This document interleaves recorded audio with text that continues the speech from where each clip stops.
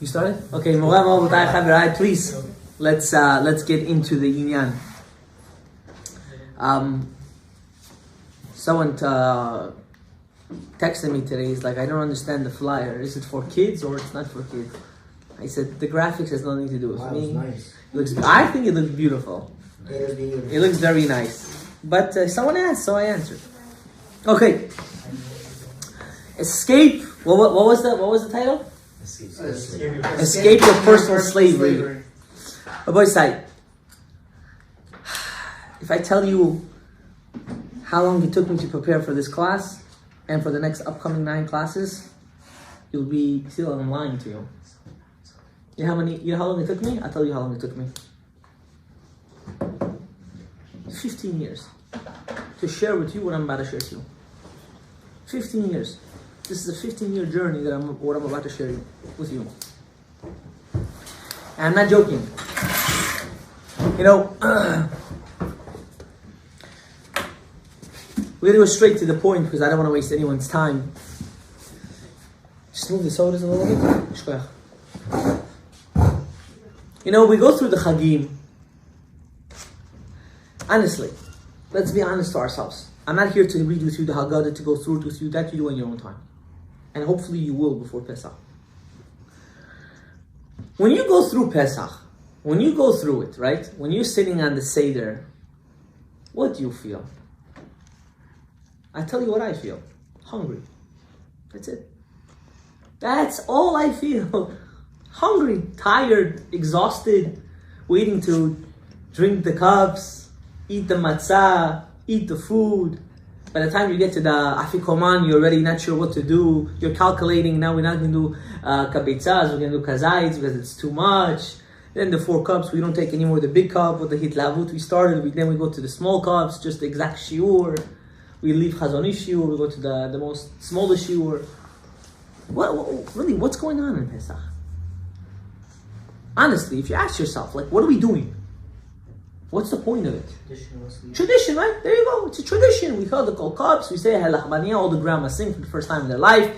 They all have a competition. Who sings better? This one sings that better, and they know it by heart. You know, they sing the whole ritual. Suddenly, you can open up a women's choir over there. Everyone's excited. Yeah, 3 languages. They say it in Russian, Bukharian, and English, Hebrew. They say whatever you want. Everyone's excited. You know.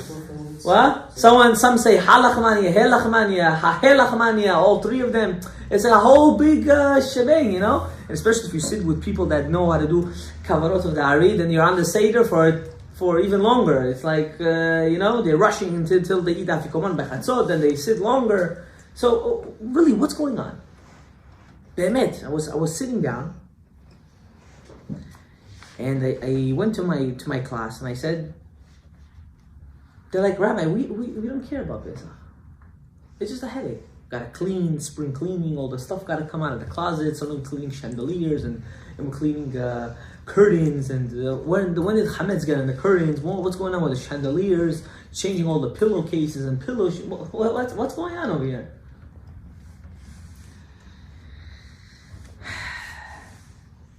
I'm going to ask you. Let's make it a little bit of a discussion, no?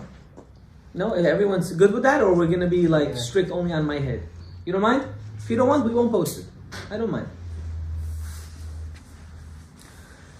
What do you think? What's Pesach all about? What is called being a ben chorim, being a free man? What does that mean? Or a free woman? What does being free mean? Free! What does that mean? You know, we go through the yeshiva system, or we go to the Beis Yaakov system, or whatever system we call it, the public school system. What do they teach us means free? What is free? Explain this to me. I would really, honestly like to know. Free will. Free will? Free means being free will. I ask you a question. You ready? Sure. Those shoes you're wearing, right? You wanted to wear it? Yeah. Why did you want to wear it? They're comfortable. Warm. What else? Before you found out they were comfortable, why did you want to wear it? Stylish. Is that free or not free? Is that freedom of choice or that's not freedom of choice?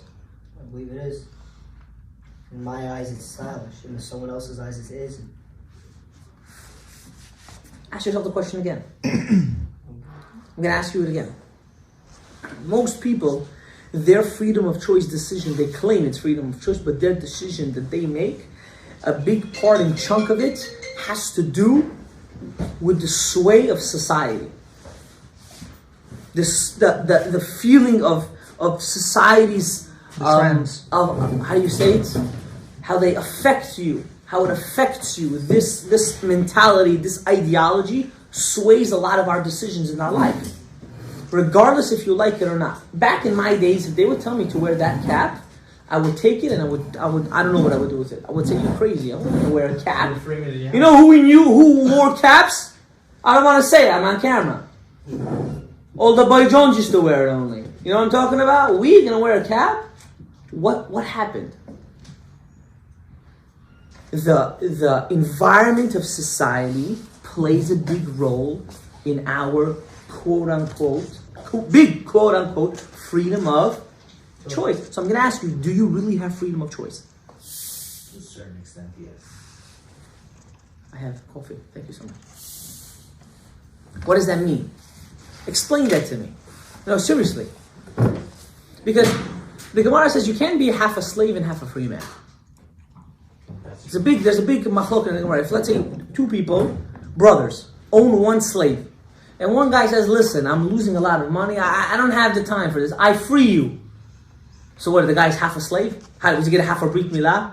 What is it, half Shabbat he keeps? A Brit Milah he needs anyways. But half Shabbat he keeps? Certainly mitzvot lo taseh, mitzvot aseh has a big problem. Does he shake only the lulav and not the etrog? Like, what does that mean? How can you be half a free person? The rule is, well, the other brother has to free him, while the other brother has to buy him off. Correct. You can't be... Correct. So that's my question to you. What does it mean to be half of free will? Now open the door. I'm getting hot. What? You understand the question? Okay, we'll no problem. But before, let's make a bracha. I told my wife, I'm going to be pretty late today. Because I really want... We have to sink this concept in our heads. And then you're going to be realizing how your whole life... Shem Yishmor, how we've been living. Baruch atah Adonai Eloheinu melech haolam shehakol nihiyah b'dvaro. Amen. Delicious coffee, thank you. I'm going to ask you. When I tell you someone is a free person, what does that mean? Freedom of choice, what does that mean? He's free to do as he pleases. He's free to do as he pleases, right? That's freedom of choice. When you go into the Seder, right? When you're in the Seder, when you're sitting and you're holding that matzah, you're holding that cup of wine, and you're eating the karpats, and you're doing the whole thing, do you feel free? Now, sure, they tell you have to lean, and everyone's laughing at each other and spilling on it, especially if you sit on the floor, it's like a whole different fiesta over there, everyone's going nuts on each other. You really feel free? I'm going to be honest with you, I don't feel free. You don't feel free. You feel claustrophobic, sweaty, hungry, annoyed. You just want to get to the point, eat the food that your mother and sisters has been cooking all day, and just call it a night. That is freedom. That's freedom. So you want to do that? It's not freedom. Of course it is. I'm going to explain to you. Thousands of you were prosecuted for that. But is that called being free? Of course it's free. It's our free will to Explain do yourself. It's your free will to do it? Yeah. So I'm going to ask you a question. You wouldn't change anything in the Haggadah? Would you change anything in the Haggadah if you had the choice? No. Don't be Jewish with me now. There you go. You know when you don't want to answer, you throw God into it. You know I'm not. Has no right for me to change anything. Okay, but let's say if you had the ability, would you change it? Honestly.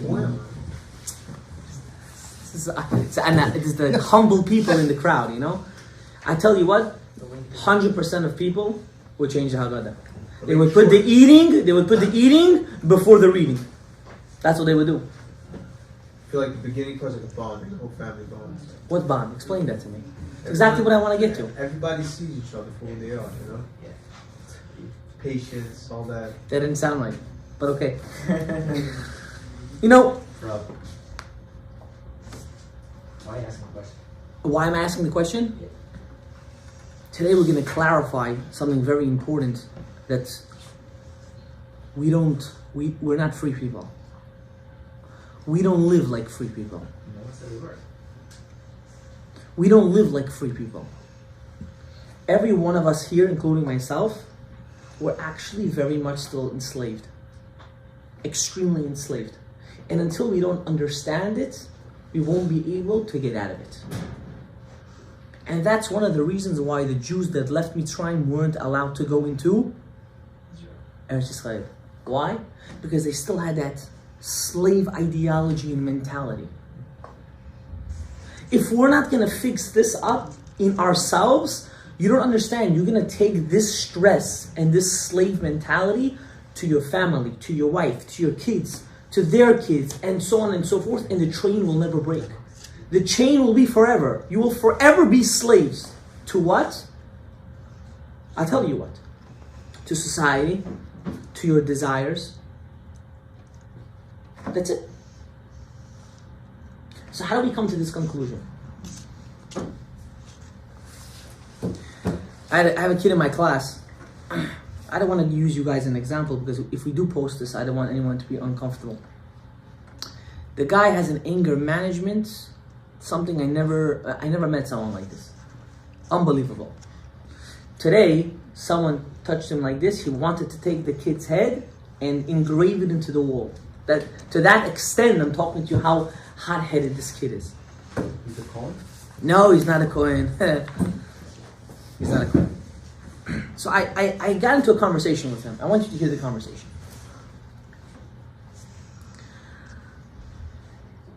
A person, I asked him, do you want to change your anger management? Let's work on it. I told him, if you give me a year, I can fix your anger management issue. Personally. He said, I don't want to, Rabbi. I said, why?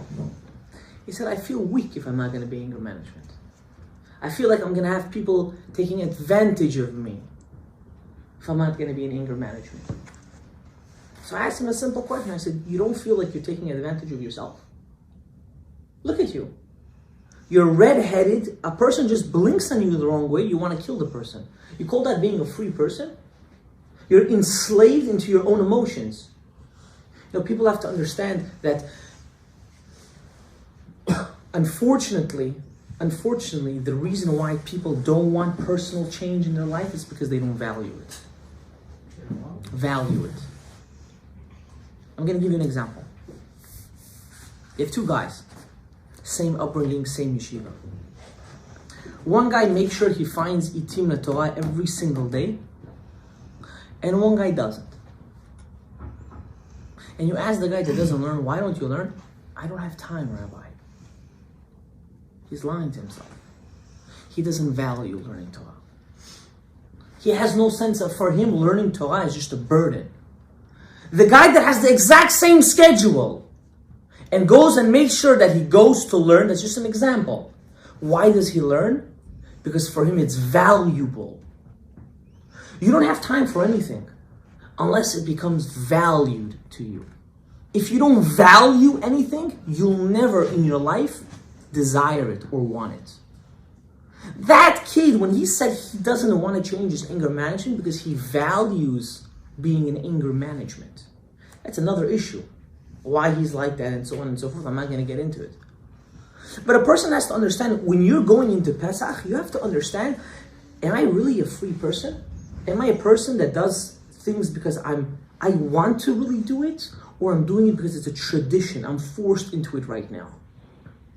Because 90% of us are on that Seder, and I'm telling you, you don't feel like you really want to do it, especially the woman. And it's not your fault. It's because you have 100 times more of a burden than a man. If it's the cooking and the cleaning and the taking care of and making sure everyone's okay, and you yourself not eating, not cleaning, and you're like everyone's pet, you're running around, making sure your father's happy, your brother's happy, the guest is happy, the grandfather, and everyone's, if there's guests, they're showing off. Oh, look at her, look at my granddaughter, Karochi, you become then a podium for everyone. And you don't feel free. You don't. It's like a routine for you. Back to square one. You do something good, to square one. So you have to ask yourself, simple question, do I value anything that I'm doing in my life? Because if you don't value it, you're still a slave. Because then you're not doing it for yourself. You're doing it for something else. Selfless. What? No. This is called innocent guilt. What you just said right now, and I'll tell you why. You know those people that are like, everyone that walks in the shul or in anyone. Oh, you're such a tzaddik. Oh, you're such a no. Let's break out of this fake reality. Let's break out of it. You're not doing it because you're selfless. You're doing it because it's a tradition. You're doing it because that's what you were taught. You're doing it because you're a robot. That's why you're doing it. You put on tefillin every day, I'm going to be honest with you, because you're a robot. I do it for the reward. That's called being a robot. Why is that? You're doing tzitzit every day because you're a robot. You have no connection to it. Like I'm getting married to someone. All right, why are you getting married? Listen, I got to bring kids to the world. I have to. I have no choice. Is that do you think that's a proper marriage? That's not a proper marriage.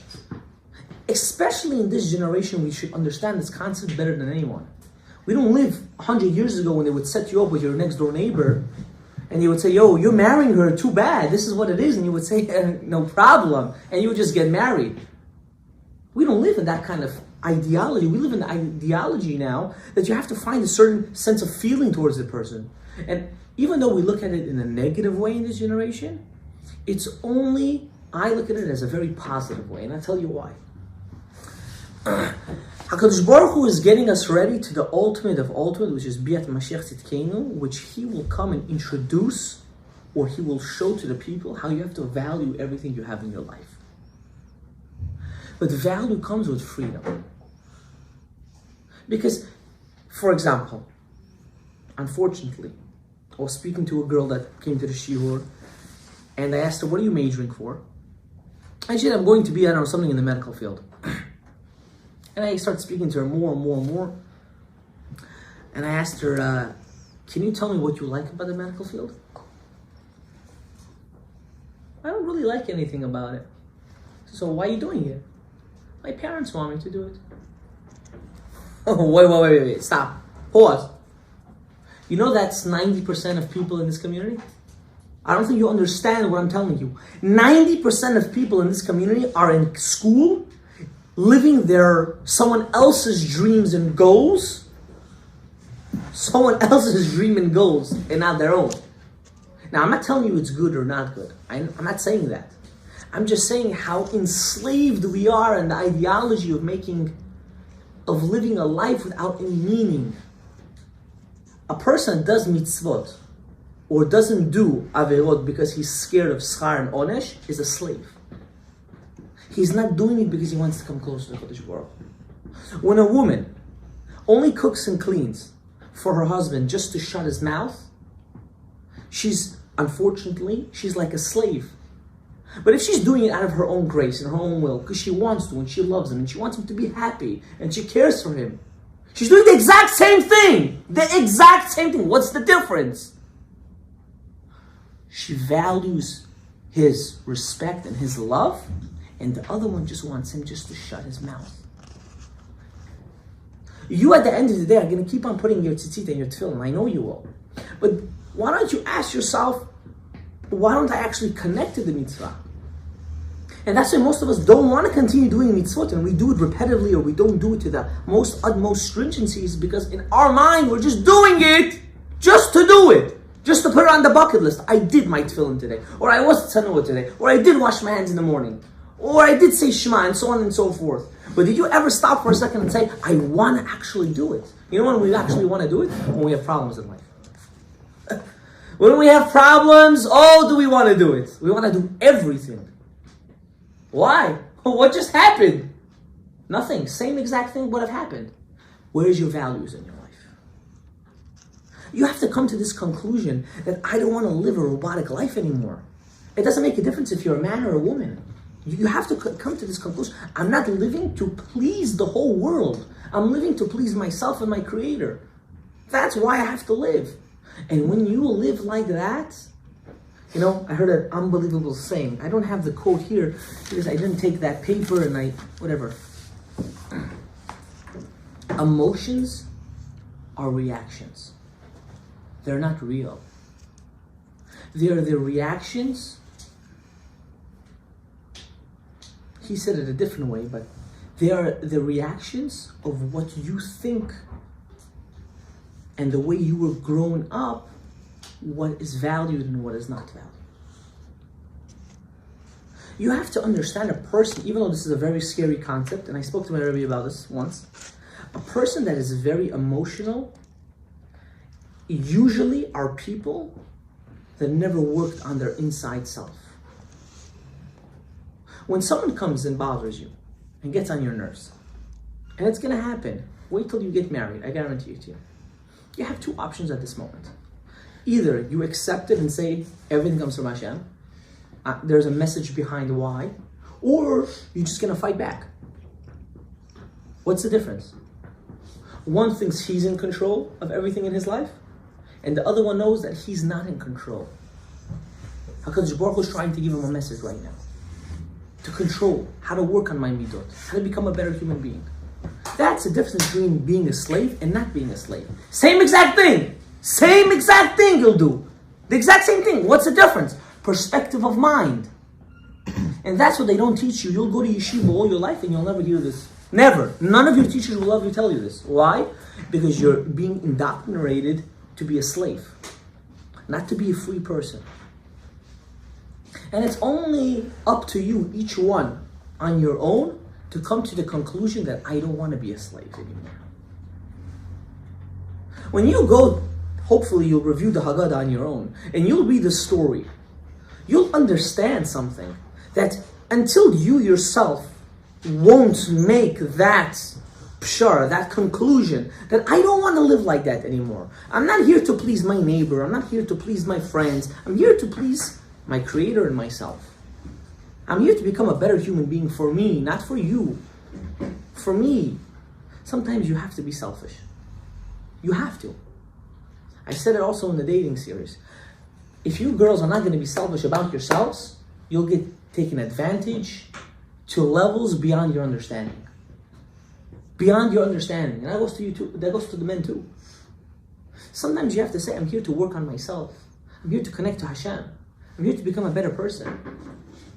The problem is we're so buried with all the gashmiyut, the physicality of this world, and we assume for 1 second that if a guy hits me up here, wow, look how attractive I am, and another guy gives me tavot, or if a girl looks at me and this and that, and that whole thing, the list never ends. We think we're making it up the ladder.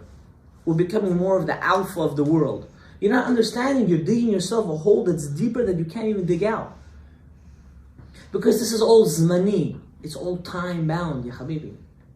The only thing that's not time-bound is your freedom of choice. Because your freedom of choice is lamaisa who you are as a person. You'll at the end of the day do the exact same thing. You'll have the same experience in your life. I know a guy had a very similar story to you, and his parents got divorced. Horrifying experience. Horrifying. I don't even want to say the story. And big family, but I know him and his brother, and I asked him, I said, how come you bounced very fast out of the situation? And your brother, until today, 3 years past, he's still in the deep gutters of depression. And he told me something that really, it's mamash true. It's unbelievable. He said, I came to a realization that I have to stop guilt-tripping myself that everyone's problem is my problem. I have to come to a conclusion that if I'm not going to work on myself to become a better person, no one's going to do it for me. I have to do it myself. I need to grow myself. If I'm not going to be able to do that and come to a realization that this coffee is not going to be made on its own, someone has to put the coffee in the cup and hot water in order for it to be ready. And that's exactly what I did. You know, the greatest thing a person can ever have in his life is challenges. When a person has challenges in his life and he overcomes those challenges, he's just making his kli, which is his body and his neshama, a stronger vessel to accept it more. That's why you can see people that are 50, 60, 70, even 80. Even 80, they're about to die, they're still stupid like this table. Because they never worked on themselves. They never cared to work on themselves. Oh, everything will be what will be. Like that, all their life. And you get a guy that's 30, 40 years old, dedicating his life, forget about Torah right now, dedicating his life to working on himself to become a better human being, working on his midot, not to be an angry person, not to be judgmental, to have positive vibes is extremely important. Always be in a positive atmosphere, to always laugh and smile and be happy and be appreciative. That guy is 100 times more happy than the guy that's making millions and is all full of sorrow and pain. Why? Because he's living a life of fulfillment. People think money is fulfillment. Money is not fulfillment. Money is just a band-aid to a desire that you have. The greatest fulfillment is achieving pure happiness. A person can only achieve true happiness when he works on oneself. When a person is unslaved, he breaks out of his slavery mentality. And everyone knows what exactly he needs to work on or what she needs to work on. Everyone knows. I don't need to be here and tell you have to do this, you have to do that. And I don't even know. I don't know. Everyone knows what they have to do. And you can't do it for someone else. You have to do it for yourself. Ya Habibi, even though you're young now, whatever age you are, maybe you won't understand what I'm saying. But when it hits you in the head, and it will hit you, you will come to a conclusion, yo, that guy was right. He was right. What do I value in my life? Where are my values? If you're not going to come to an understanding what is your values, you will never make the right decision. People don't understand this. People set goals for themselves. You know, I heard something very beautiful. You know those people that always compare you to other people? Oh, why not like your cousin? Why not like your brother? Why not like your sister? Why not like your grandmother? When I was your age, I was like this. All nonsense, you know? I used to do that mistake. It was a big mistake on my part. I used to tell my Talmud, I said, look at you. In your age, I already have 3 kids, ya Habibi. Where are you? Where are you? I stopped doing that. I stopped. It's one of the biggest mistakes I used to do. I stopped doing it. Who am I to compare this person to me? The only person you can compare yourself to was the person that you were yesterday. Am I better than myself that I was yesterday? Am I 1% better than yesterday or not? That's the only person you can compare yourself to. Because if you weren't better than yourself yesterday, then you're just going back. You have to come to the conclusion, I have to be better than myself. I cannot put myself in a depression, and we all live that life. I'm telling you, 90% of us here are depressed out of our brains. Out of our brains we're depressed. Why? Because we live a life without any value. We live a life of responsibility that we don't even understand why we have that responsibility. A person drove me today from where I was a couple of minutes ago, and he told me, Rabbi, I'm married, I'm having a kid, he's giving me a whole maisa. He's like, you know, but I mamash live very, I don't even know how I live. I know I have money for the next month or 2 for rent, and I'm working and I'm trying, and I'm going into grad school, this, that. He's giving me his whole thing. And I look at him and I said, I promise you, when you're going to be my age, you're going to miss these days. You're going to miss them so much, because right now you actually see Yad Hashem taking you from place to place, and He's actually living your life, and you're just there on the steering wheel. Don't think for 1 second you control anything. You don't control nothing. Nothing. The only thing you can control is the perspective, how you think at that moment. Do you feel forced to do it, or you don't feel forced to it? How many girls I know, they say, Rabbi, we can't daven. Rabbi say, davening, reading Tehillim was a girl's thing. It was never a guy's thing. How many girls do I speak to, and every day they tell me, Rabbi, I hate to daven. I hate reading Tehillim. I hate it, and I hate it. And they give me a whole lecture. When I was in 5th grade, I had a teacher that forced me. And then when I went to high school, and they give me the whole Megillah. They said, I had a girl one time, they showed me her siddur. She said, you see all these tears? These tears are, you know, from what? From all the time they forced me to read it. Not because I actually wanted to. I was reading it and I hated every second of it. Every second of it, I hated it. How do you fix such a thing? How do you fix it? How do you fix such a concept? How do you do such a... Is it even fixable? 100%. 100%. You know how it's going to be fixed? By perspective. Right now, you're not slave to do it. Is anyone forcing you to daven? No. Do you do it? Yes. Why do you do it? You're scared you're going to get punished or you're going to get reward, right? Famous scary thing, right? We're scared of hell or we love this. I don't know why everyone's scared of hell, but that's beside the point, right? Rabbi Isai. Let me say something to you. You know what you should be scared of? Living a pointless life. That's more scary than hell. Hell, at least you know why you're there. Here, you don't know why you're here if you're not serving properly. If you don't live properly, you don't know why you're serving HaKadosh Baruch Hu, you're wasting 120 years of your life. Totally. Netto 100% a waste of life. Can you imagine? That's the greatest pain in the world, is to live and not know why you live. But you're living, you're paying your mortgage, you're paying your kids' tuition, you're doing the whole thing. You're the father of the year, you're the husband of the century, you're the best. But your life, your personal connection to your creator was pointless, was nothing, was zero, was empty. You call that a good life? I call that the most depressing life on earth. Call that normal? To go put on tefillin every day and just do it because you want to get rid of?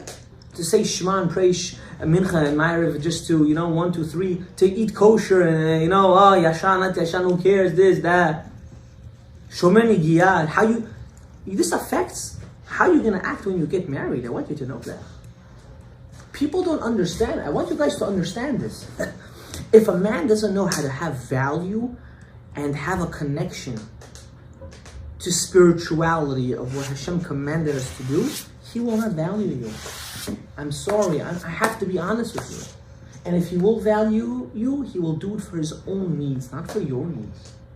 The best thing a man can ever be is to please his wife for his wife, not for himself. People don't understand this concept. That is the greatest, that's why you're a man. You're a man, it's 10 times more difficult. To be a giver at an unconditional level. You know what that is? To be a giver on an unconditional level? You don't know what that is. Because you never felt it. You never felt what it is to be an unconditional level of giving. That's called being a man. That's called having values of family. And until a person is not going to be able to make that decision in his life, he won't be able to grow. Impossible. You'll be living an empty, pointless life. How are you? I like your haircut. It matches you.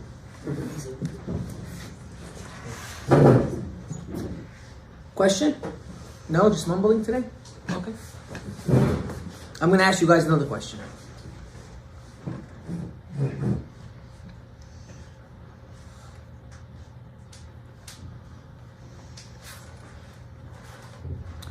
There's a saying in the Torah,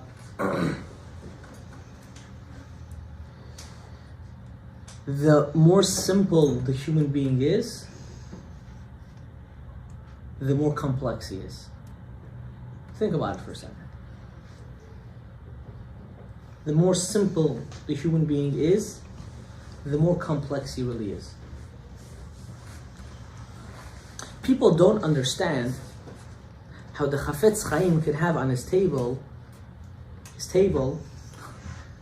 had a bowl built into his table. Do you understand what I'm talking to you? I don't think you guys understand. I'll say it again. The guy, with a flick of his finger, can have had whatever he wanted. The whole world learns his books. He needed to have a bowl engraved in his table for him to eat from it. Who is this man? The man lived in pure submission to HaKadosh Baruch Hu. He was the ultimate free person.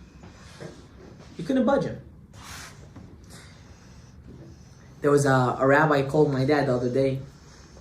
There was a certain case going on with a divorce case. A rabbi called my dad. He was telling my dad certain lines and certain things, and my dad got very heated. He told the rabbi one sentence. That the Navi says, "Kesef ya'avir einei chachamim," and money will close the eyes of the righteous man. Why did my dad say that? This rabbi that called him is Av Beidin, actually, in Eretz Yisrael, wanted my father to do something for him. And my father said, "You cannot buy me with money. I'm not a person you can buy. The reason why you want to do it is because the person that's supporting you has bought you. That's the difference." A person has to be honest to himself. You know, one of the reasons why I didn't stay in Kollel for too long, my father was personally very against me staying in Kollel for too long. He said, a man has to make a living. He needs to make a parnasa. This is your duty and your responsibility to your wife and your kids. That's what he told me. And I asked him a couple of years back, I said, I want to tell you that I really appreciate what you did to me. That you made me go get a job. And he told me, he said, sit down. He said, you're old enough to hear what I'm about to tell you. He said, the worst thing in the world is to be a slave to another human being and every second regretting it. My father told me he worked for 60 years of his life. He never took tzedakot. Never. And he was never also able to be bent another way. He said, you want to know why? Because everything I earned in my life, I earned with my own pocket. I earned it with my own hands. My own hands made what I am today. That's called being a free man. A free man is knowing when he can say to himself, I can earn it myself. I can do it myself. I can achieve it. We don't understand why every day we wake up with this dull and depressed feeling. We all have it. And you'll hear everything on social media, go take an ice bath and go don't fast and go eat and do this and all this chata that they tell you to do, this and that. It's all shtuyot. You know what you have to do? You have to have meaning in your life. If you don't have meaning in your life, you are mamash a slave. To who? To yourself. That's the problem. We don't see that we're slaves because we're slaves to ourselves. We're slaves to our own desires. We're slaves to our tavot, to our machshava, to the illusion of our parents, to the illusion of our society and our friends. If we're not going to be able to break out of it, and there's only one thing that can break you, become a mamash, a free person.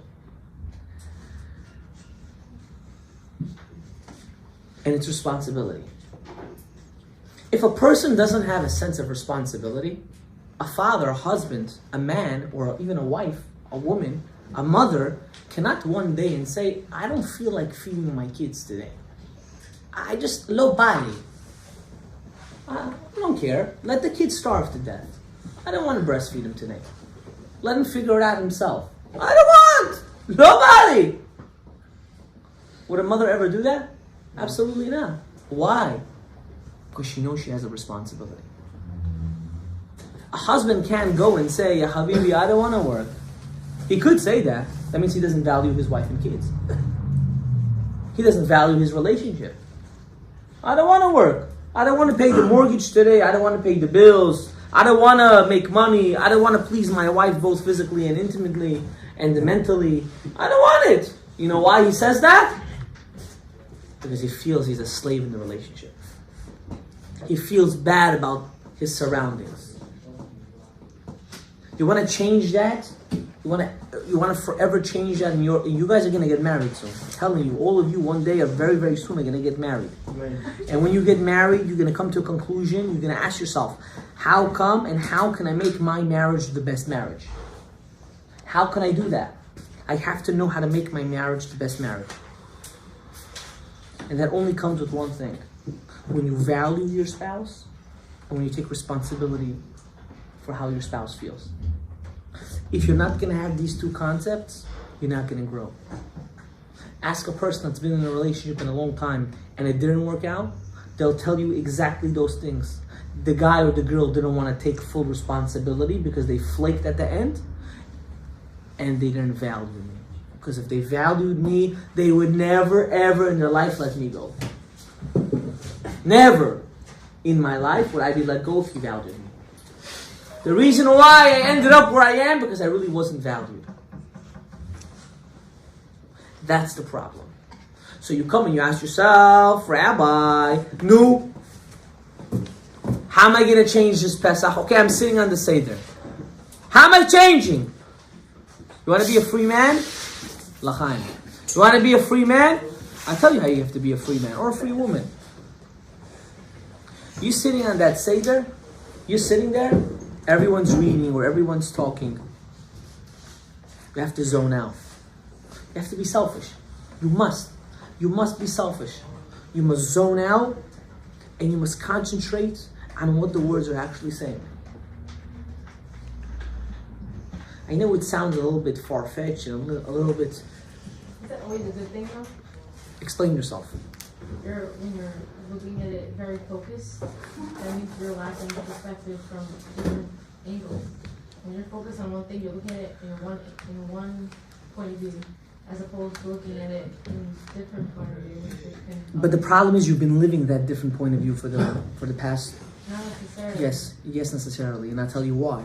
Because when you will experience this ideology, you'll realize how free you really are. Because until now, you've been living for everyone else. You've been living on that choice and that opinion or that ideology that everyone else is feeding you. Because you can never fully, really, you can never really fully remove that from your life. You can't. you could. Not in this day and age. No. Not at this stage of your life. But eventually, you could. But the scary thing about that, which I will tell you, which I have to say to you, people that reach that level end up being very, very unsensitive about anything. About Which what? they become very unsensitive. And I tell you why it's a good thing and it's a bad thing. I'll explain to you why. There was a story with the Balatanya students with one of his oldest students and one of his youngest students. And the oldest student was emotional. He had no emotions, this guy. None. Zero. None whatsoever. He reached a certain stage of his life that he came to a conclusion, everything is for God. I want to be the ultimate servant of God. The youngest student hasn't reached that level. And he went to the oldest student, he said, what would be if you would have had my heart and your brain? You would have been 10 times greater. And the oldest student answered back to him, when I had your heart, I would never be able to have my brain. When you make decisions of your life, in your life, and it's based on your sensitivity and your emotions, you cloud the whole situation. That's why the best discipliners in a family usually are the fathers and not the mothers. Why? Because mothers are very emotional. They take things too sensitive. The kids know I can take advantage of Ima. Yes, they could. A father, on the other hand, at least in most perspectives, there's always Yotze min haklal. Usually, a father, on the other hand, no is no. The child knows he can cry to mommy, he can't cry to Abba. Usually. Of course, there's Yotze min, okay, if you grew up in the opposite role at the house, that's very possible. But again, there's always one that is, and there's always one that's not. Why? Because one was able to be logical, and one was able to be emotional. A person has to understand, in order to serve Hashem to the highest level, sometimes you have to take your emotions of what other people think. See, this is where you're not catching it properly. I'm not telling you shouldn't have an emotion. I'm saying that other people's influence shouldn't affect your decision in your life. How to become closer to HaKadosh Baruch Hu. I'll give you an example. You go to a wedding, right? Right? And you know these friends from a long time and so on and so forth. And you decide, you know what? This wedding, I want to be a little bit more tzanua. Not a lot, a little bit more. And there's always that beautiful friend Two of them, one that you barely see and one that you always see, and they notice everything. And they gotta give you that comment. Now you have a choice right now at that moment. Even though you can either you can take that comment and realize how those people are actually negative towards you and you wanna disassociate from them, or you'll take that comment and say, oh, maybe they're right. Maybe it's too much. So who's the fool over here? Depends how you look at it. But at the end of the day, who's the one suffering? Brother, you're doing black and white. I'm not doing black and white. No, you are. The third friend. No, don't give me the third friend. No, not third friend, not third friend. I understand what you're saying. Where you'd be like, okay, just laugh about it. Exactly. Yeah. So, okay. If someone told me, oh wow, you look so Jewish today, I'd laugh about it and be like, okay. Or we're supposed to say, tomorrow let me be less Jewish? You get what I'm saying? No, what you were saying, what she's saying is two different things. When you laugh about it, when you say just okay, that doesn't change the way you feel about what you're doing. Exactly. Because you know what you're doing. Ah. When you feel good. When you do things and you see, I'm not telling you to disassociate yourself from those people at the moment. Eventually you will, because that's what life does. Negative energy attracts negative energy. Positive energy attracts positive energy. But even though you are right now in that scope of, when you're in limbo, when you're not really sure how to go about with your emotions and how you feel in order to serve HaKadosh Baruch Hu properly, you don't want to lose both sides. So what happens? You play the devil at the how do you say, devil advocate, something like Devil's that. advocate. Yeah, Karochi, you know what I mean, right? Why? You don't want to hurt this one's feeling, and you don't want to hurt this one's feeling. And what happens at the end? You're the only one that you're hurting. Because when a girl is married, what are the chances, and she looks like she's married, what are the chances that a guy would go up to her and ask her out? Zero. That's why I said she looks married. She mamash looks married. That's a difference. Very low. No, not zero, but very, very, unfortunately, Hashem yishmor otam, but very, very, very low. Why is it very low? Because people know She looks married. that she's just, it's not shaykh, it's never going to work out. It's never ever going to work out. Why would I waste my time and waste her time? That's not true. But when a person, I said very low. I know some people are into married women. I'm not talking about those freaks. I'm not talking about that. Please, all imaginations keep to something else. I'm talking about logically a person will not go to attract a person. I'll give you another example. When I was doing this specific journey to my life, and I was going back to Torah Mitzvot to another level, I had a lot of my friends that just latched off of my life. Because they realized, there's no shaykhs anymore. I cannot relate to this person. He's unrelatable to me at this moment. Why did they feel that way? Because there was no benefit for them in the relationship anymore. When a person feels there is no benefit to me, they right away latch off. But in order to get to that conclusion of benefit or not benefit, you have to know what you value. What's your question? So mean. You have to know what you value. From value comes to making the proper decision, and after you make the proper decision, you're able to do your own sacrifices. And that's where everyone stops.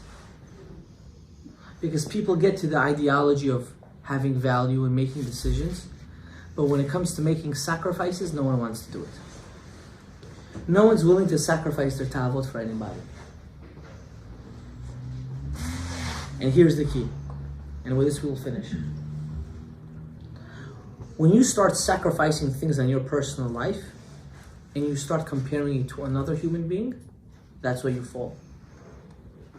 But when you do sacrifice and compare it to yourself, how you are 1% better than you were yesterday, you'll only go up.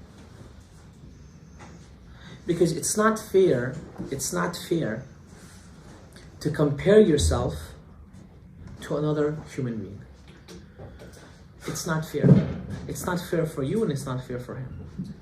But when you go and say, am I better than myself, than what I was yesterday? Did I say Kriyat Shema on time? I didn't do Zera Vatala yesterday?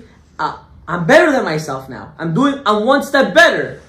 I gave Maaser, I became Tzanu, I read another parak of Tehillim, and I'm working on myself, and you compare yourself only to yourself, then your sacrifices are not anymore as difficult as you think. The problem is we don't want to do that. Because, it's... People like to live with the devil that they know, and not with the devil that they don't know. People like to live with the challenges that they know, and not the challenges that they don't know. People always say, I wish I was rich. And I told them, do you know what are the tests of rich people? It's beyond your comprehension.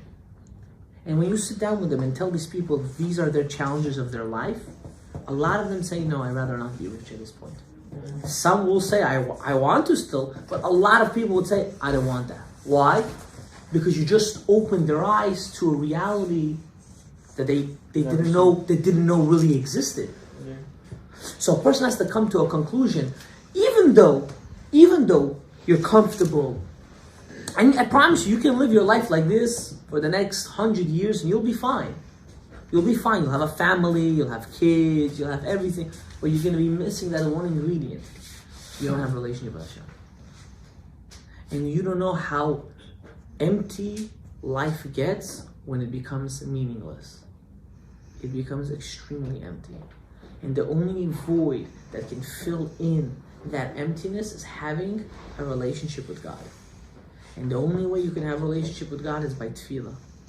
When you daven, when you learn the Tanakh.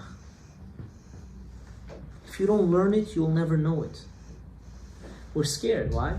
Rabbi, don't teach me halachot. Why? Because if you tell me, I'll be responsible. Yeah. But if you don't tell me, it's an honest, it's an accident. I didn't know. No one ever taught me. So, it's good. But only children think like that. That's not growth.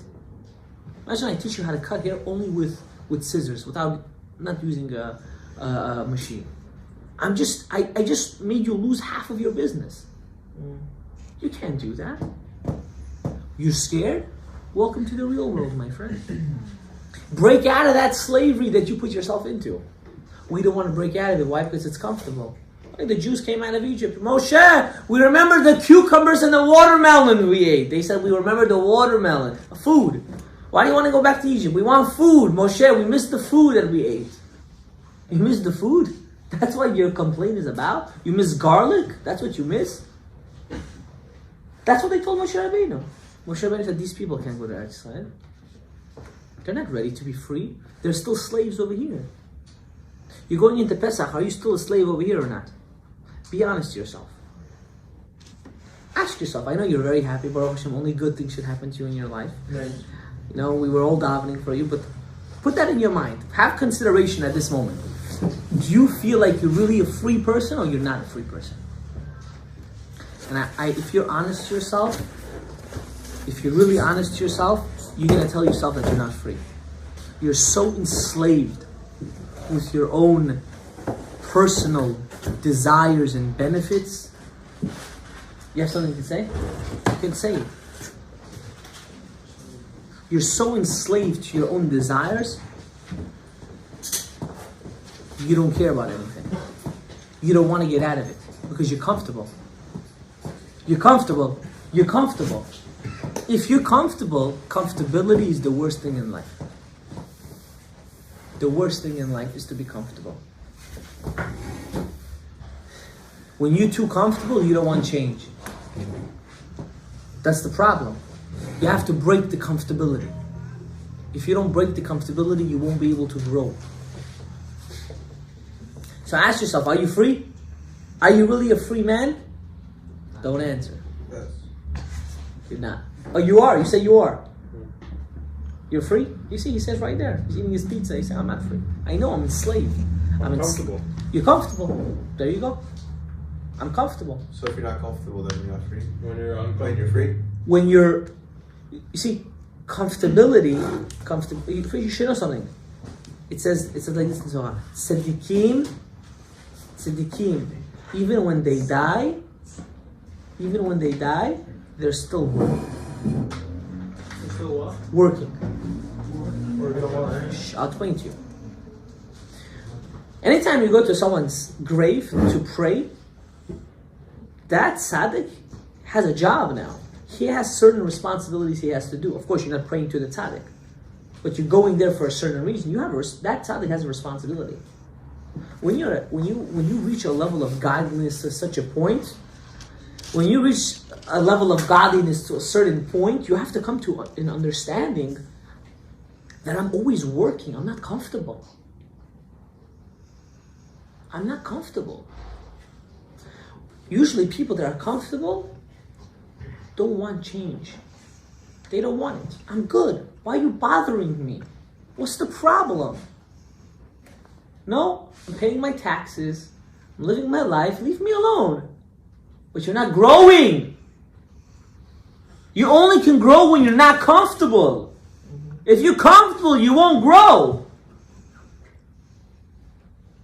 If you don't get fired from your job, you won't know what's the next opportunity. But if you're comfortable doing what you're doing and never get fired, then you'll lose the opportunity that you might have had. Do you understand what I'm trying to get to?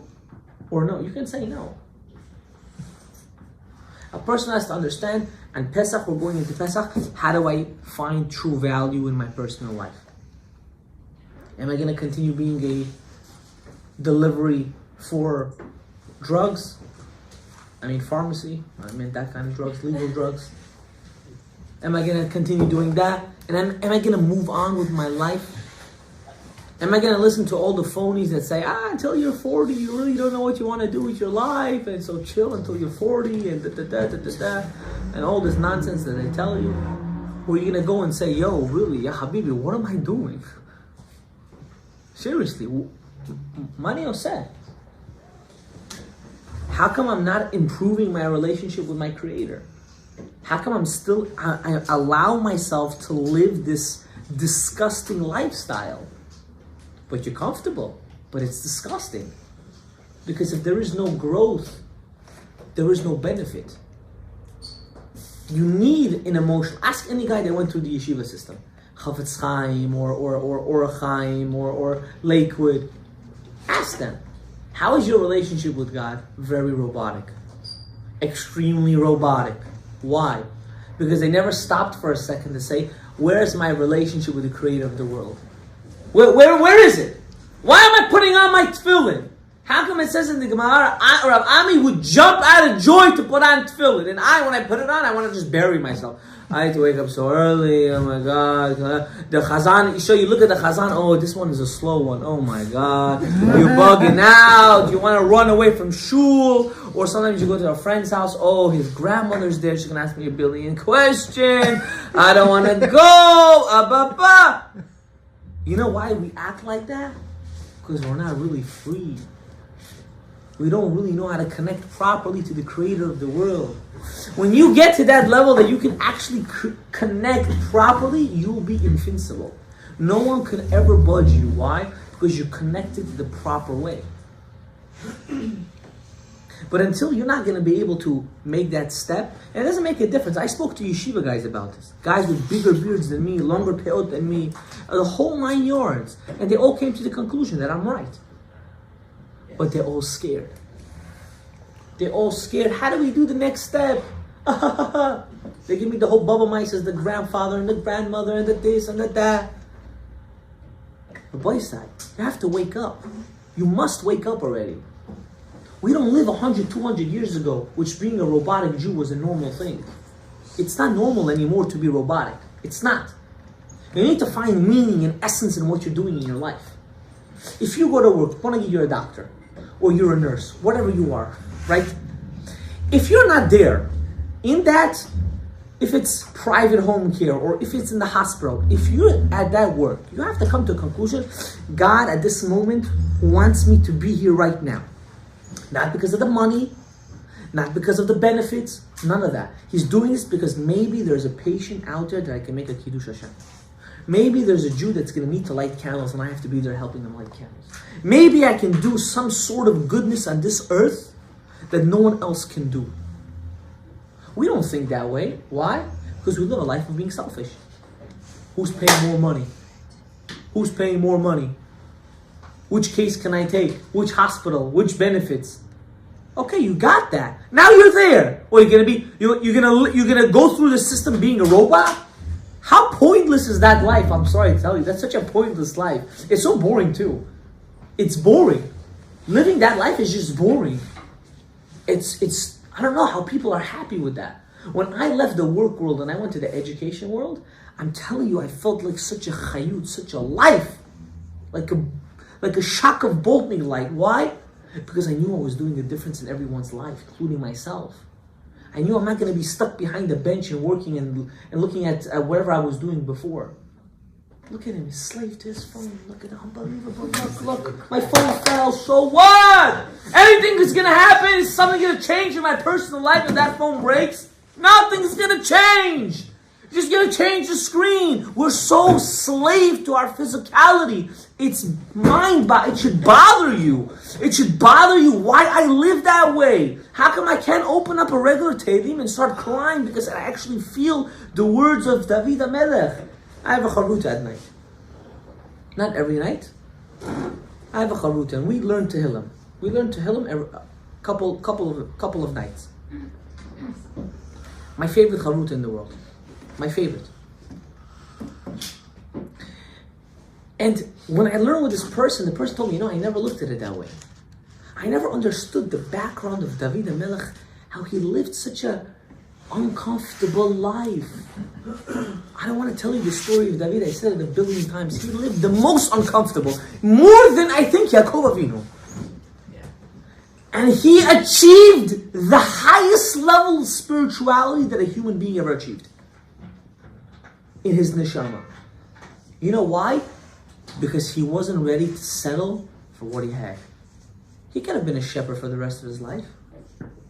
No. Another mission. Another thing HaKadosh Baruch Hu put him through. And through here, and through here. And he wrote the Tehillim throughout his life. You read the words of the Tehillim, how could you not cry? My wife just came back from Poland. She just came back, she was there for 4 days. She went to a trip to go to Tzadikim. She said, unbelievable. Unbelievable. Such tzaddikim. I opened up the Tehillim, it was a different world for me. I knew I can connect. I felt the presence of Kiddush, of holiness. How many people go on these trips? Why are you going? I'm running away from the house. Is that why you travel? That's why you're going to go to Tzaddikim? You're going because you want to run away from the house? Sick. Disgusting. Disgusting. You call that living? You call that serving HaKadosh Baruch Hu? You're a slave to your own emotions. I'm going to finish with this. I've been talking the same thing for the past hour. Boy side, you're not doing this for me. You're doing this for yourself. You're doing the change, you're finding value, and you're making decisions. And you're going to do sacrifices. And then you'll have responsibilities, because the only thing that will actually establish you to do the change 100% is having responsibilities. Not doing it because you love it. You do it because you have to do it. You need to do the change in your personal life. You need to do it. If you're not going to do it, you're going to stay in square one forever. How many people go to certain minyanim just because they finish the shul first? How many people go to that minyan because the rabbi gives a good drasha? Is there meaning in the drasha? Do you feel closer to Hashem, or you just learned another halakha? You're a robot again, all over again, a robot. Avraham, Isaac, and Yaakov, you know how they found HaKadosh? You know how Avraham Avinu found God? He said, I want a relationship with God. These idols are pointless. There is no relationship. You can have served the idols. The Midrash says the idols did muftim, they did miracles. The idols used to speak back to you. Imagine a rock speaking back to you, huh? How would you feel? Wow. Either I'm totally stoned, or like it's just a different vibe over here. Avraham Avinu could have bowed down to the rock. No problem. His father was the head of all of it. We're going to read in the Haggadah. He didn't do that. Why? He said, this is not... To be a servant of God, you need to have a relationship. You can't just be a slave. If you're just a slave to God, then you don't have a relationship. You need to find that relationship. Hashem is saying, I'm giving you these challenges in your life. You want to know why? Because I want you to have a relationship with me. Imagine getting married and not having a relationship with your husband. Oh my God. Haram. Hashem yirachem what's going to be in that house. Just be there for him, feed him, clothe him, be with him physically, and that's it. Even though men might think that's a good thing, they're going to kill themselves eventually. The woman 10 times more going to, because you can't have that kind of marriage. Kal v'chomer with the creator of the world. How do we pray Shemona Esrei? By the time you say Hashem's Sfatai Tiftach, you're already saying Moshe Shalom Yim Romav. And half of the time you're scanning everyone in the shul. Looking at his shoes, looking at his belt, looking at his kids, looking at that. You call that davening? Who are you fooling? Who are you lying to? Who are you lying to? For who? You're not doing it for anyone. You're lying to yourself. You're lying. I'm telling you, you're lying to yourself. When you go to shul and you're doing it just for the guys, or you're going to shul because of other reasons, or you're going to Pesach and so on and so forth, you're doing it to not to connect to HaKadosh Baruch Hu, you're lying to yourself. You're giving yourself a false narrative. Then you say, oh, Judaism is so boring. No, you're just not practicing it properly. You're not. So get into the zone. No, not that zone. Get into the zone of Pesach, of trying to understand where's my personal freedom. Where can I break out? Where? Because what I'm telling you now is a preparation, not for really Pesach, but for Chag Shavuot, which we will discuss, I'll take your question, which we will discuss next week. How Pesach is just a preparation for Matan Torah. And that's why we have 7 weeks. 7 weeks corresponding to the 7 attributes of God, which is 49 days. It's like our tahara, our mikvah time. The Jewish people had to go through a mikvah process. This was our mikvah process. And how every single day of the Omer is another attribute we have to work on ourselves. If it's chesed, if it's gvura, if it's tiferet, if it's netzach, if it's hod, if it's yisod, and malchut. And how does this correspond to me as a person? How can I better myself as a human being to accept Matan Torah? But the first thing you must know is that you're not a slave anymore. Because that was Pesach. Pesach was a reminder that you're not a slave anymore. How do we say in Shema every day? We say in Shema in the last paragraph in Vayomer, you are my slave, Hashem says. No one else's slave. You have to serve me.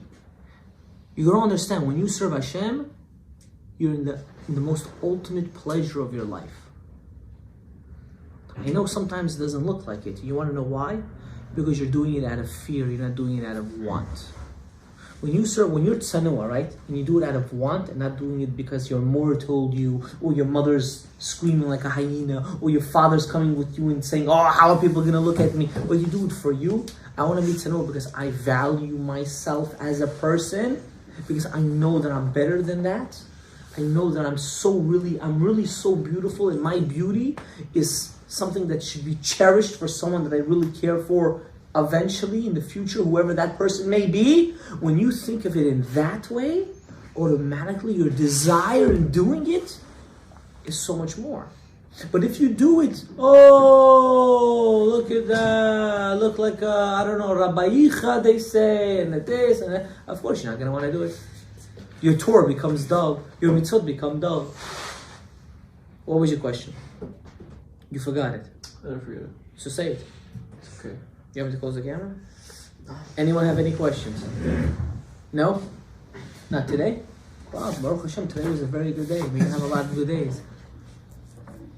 Have a good night.